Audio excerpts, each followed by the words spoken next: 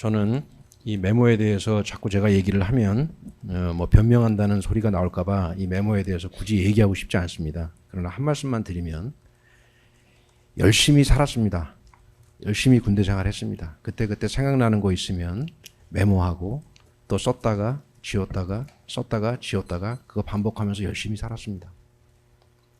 그런데 저도 방첩사령관을 했기 때문에 포렌식을 하면은 그게 어떻게 나오는지 너무너무 잘 알고 있습니다.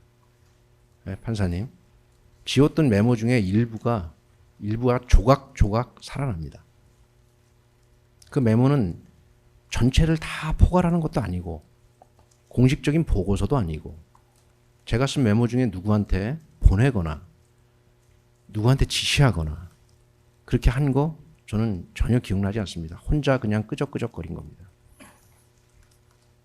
조각조각이 나 있는 메모들을 수사 기법인지 뭔지는 모르겠지만 그 조각조각들 중에서 또다시 조각조각을 선택을 해서 메모를 쓴 사람은 전데 왜 다른 사람이 그걸 스토리라인을 만들죠?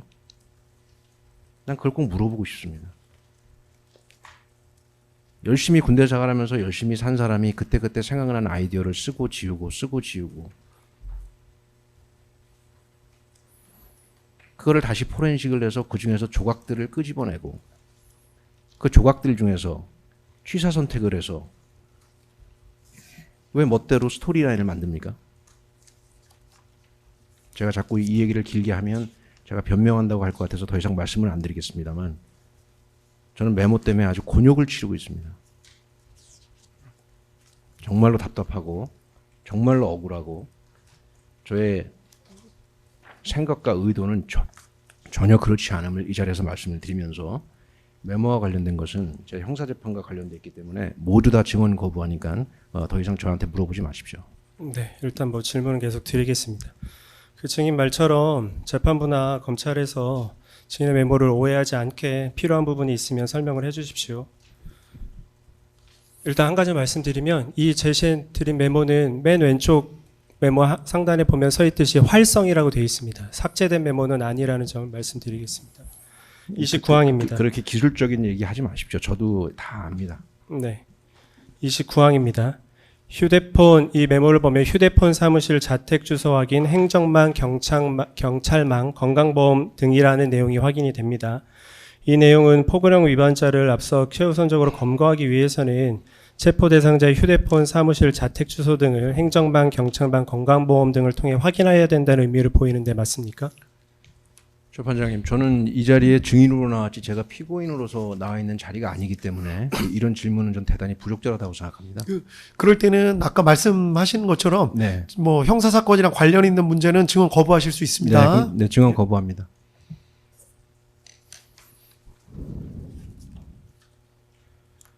네, 30항 질문 드리겠습니다. 위 메모를 보면 증인은 비상계엄이 선포된다고 하더라도 이상하다고 느끼지 않을 정도로 김용현 장관으로부터 계엄에 관한 구체적인 말을 당시에도 좀 들었던 걸로 보이는데 어떻습니까? 증언 거부하겠습니다. 네. 다음으로는 여인영의 기록 순번 649번에 있는 메모 중에 10월 27일 19시 33분 37분경 메모를 제시하겠습니다. 증인 위 메모는 김용현 장관이 한 말을 당시 메모했던 것입니까? 이것도 마찬가지로 동일한 사유로 증언을 거부합니다. 이 메모야말로 조각조각 나 있는 것 중에 하나라고 저는 개인적으로 그렇게 생각하고 그렇게 기억하고 있습니다. 네. 군인이 쓴 메모에 저것이 있는 것이 도대체 뭐가 이상한 거죠? 아니, 이상하다고 더군다나 말씀드리는 거 아닙니다. 저는 합동 그 방첩사령관으로서 전시 임무가 합수본부장 임무를 수행하게 돼 있습니다. 그런 사람이 저기서 써 있는 저게 도대체 뭐가 이상하다는 겁니까?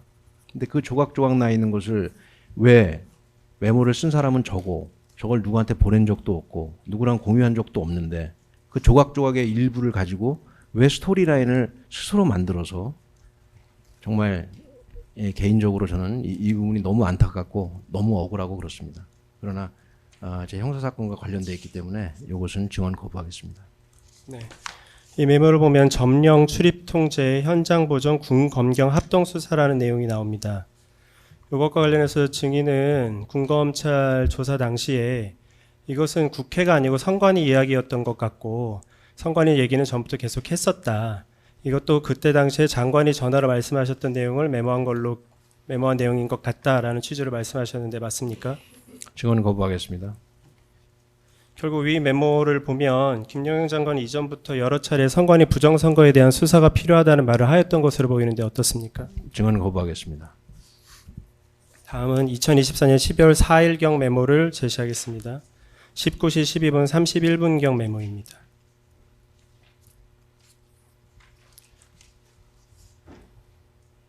이 메모를 보면 김현지 강 위원, 정진상, 이석기에 관한 이름이 기재되어 있습니다. 이들 이름이 기재된 이유는 무엇입니까? 이것도 마찬가지로 증언 거부하겠고요.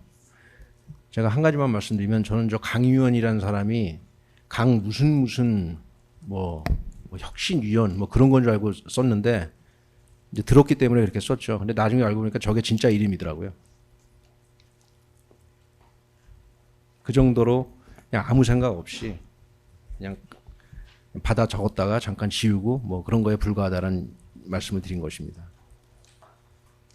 증인은 군검찰 조사 당시에 이 이름에 대해서 장관이 문제가 있는 사람들이라고 이야기했던 사람들의 이름을 적어 놓은 것이다 라고 했고 이것도 장관님으로부터 전화로 들었던 것 같다 라는 말씀을 하셨습니다.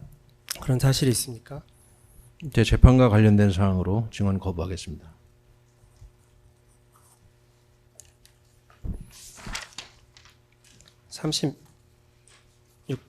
항 질문 드리겠습니다. 다음으로 같은 날 19시 48분 45분경 메모입니다.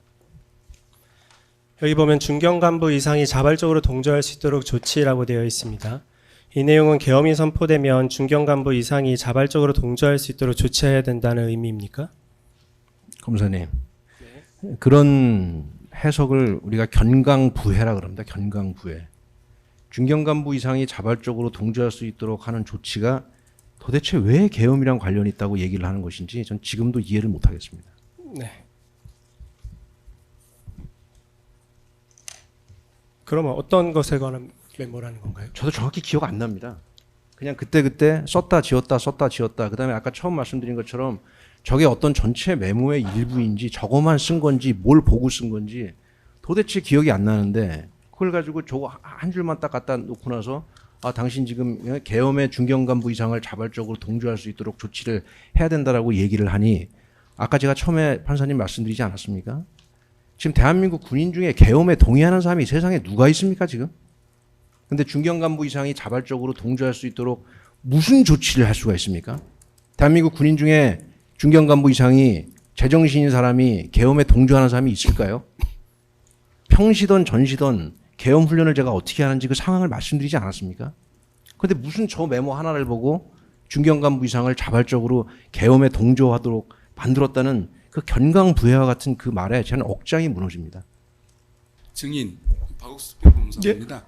그 증인이 말씀하시고 마이크 좀 가까이 대고 증인이 말씀해 말씀하시고 증인의 형사 사건과 관련되기 때문에 증언 거부를 하실 수 있다는 부분에 대해서는 뭐 이해를 합니다. 그런데 증인이 그 어떤 증인의 메모와 관련해서 여기서 제시하는 것들에 대해서 그런 조각조각인 메모로 왜 나의 그 범죄를 의심하냐라는 식으로 이제 자꾸 답변을 하시는데 증인도 수사를 방첩사령관이시고 하면 국가보안법이나 이런 거 관련된 수사도 많이 지휘해 보시고 그러셨을 텐데 그럴 때 그 범인이 자기 범행을 일체를 진술하지 않았을 때는 그런 포렌직이나 이런 자료에서 나오는 조각조각인 메모나 이런 걸 통해서 수사기관 입장에서는 그 전모를 밝히려고 최선의 노력을 할 수밖에 없지 않습니까? 그런 부분들에 대해서 증인도 잘 아실 것이고 그렇다면 증인의 메모가 증인은 전혀 맥락이 없는 메모라고 하지만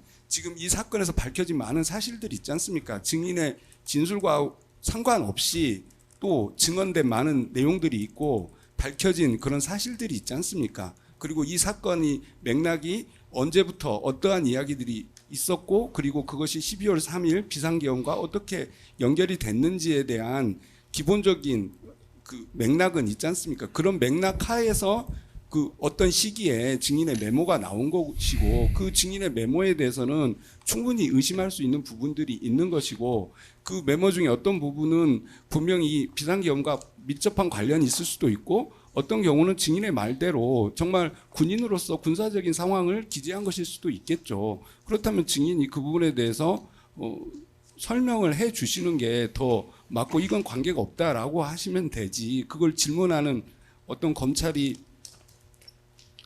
특검이 증인에게 뭔가를 부당한 뭔가를 하기 위해서 한다라는 식으로 자꾸 그래서 그런 어떻게 보면 또 다른 공격적인 태도로 그렇게 하시면 그런 부분에 대해서는 이쪽에서도 그 상황을 쉽게 받아들이기는 좀 어렵지 않겠습니까? 그런 부분들을 보시면서 증언을 좀 해주셨으면 좋겠습니다. 네, 저 특검보 말씀하신 게 좀 맞기 때문에 제가 사과드리겠습니다. 제가 좀 감정이 좀 격해졌고 억울한 마음에 좀 그런 말씀을 드렸습니다. 그거는 제가 다시 사과드리고요. 최대한 설명할 수 있는 대로 설명드리겠습니다.